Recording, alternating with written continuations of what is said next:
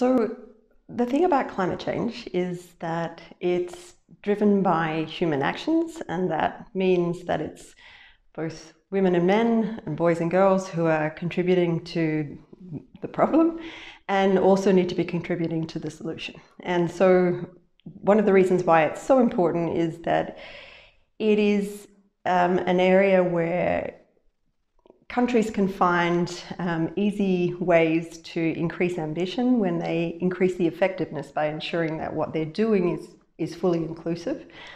And that means overcoming some inequalities that already exist, not just in the context of climate change, but in other spaces. And so climate change is also an opportunity for overcoming some of those inequalities and driving gender equality and women's and girls' empowerment. So one of the main challenges is that there's not necessarily a good understanding of the fact that gender is in some way linked to climate change. So as a first step, one of the things that needs to be done is raising awareness. And once you raise awareness, then you also need to be able to analyze the situation and understand the context, whether or not gender is an element, and be able to address any of the barriers that might be in place because, for instance, women may not have the same access to finance or the same rights in relation to land. And overcoming those challenges can then create the opportunity.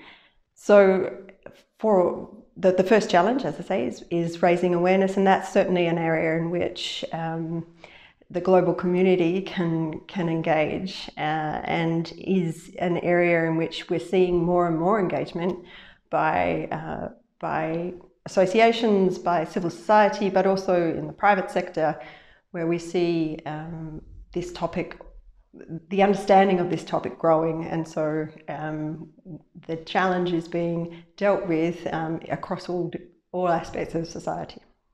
Gender is dealt with in the process under an agenda item under the Convention, and that has led to the first Lima Work Programme on Gender, which is a framework for addressing the integration of gender across all of the other thematic areas, and a Gender Action Plan. And both of those are up for review this year at COP25.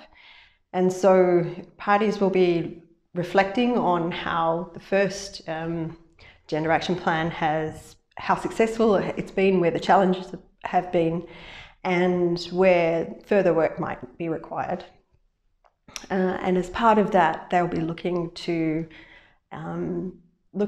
develop a new work program and action plan. And those activities go from issues around capacity building and communication to issues of coherence within the process, so making sure that everybody's doing something similar and building on the work that everybody's doing, but also across the Sustainable Development Goals. So gender equality is also a cross-cutting issue within the SDGs, and ensuring that what we're doing here is also contributing to delivering on the SDGs is also part of what gets considered in the actions in the action plan.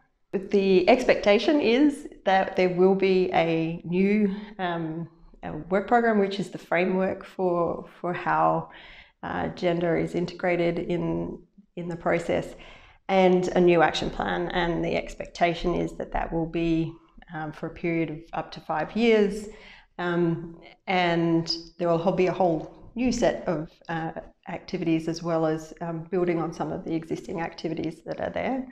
And the action plan that currently exists already has a strong focus on the actions of observers under our process, and that is expected to continue.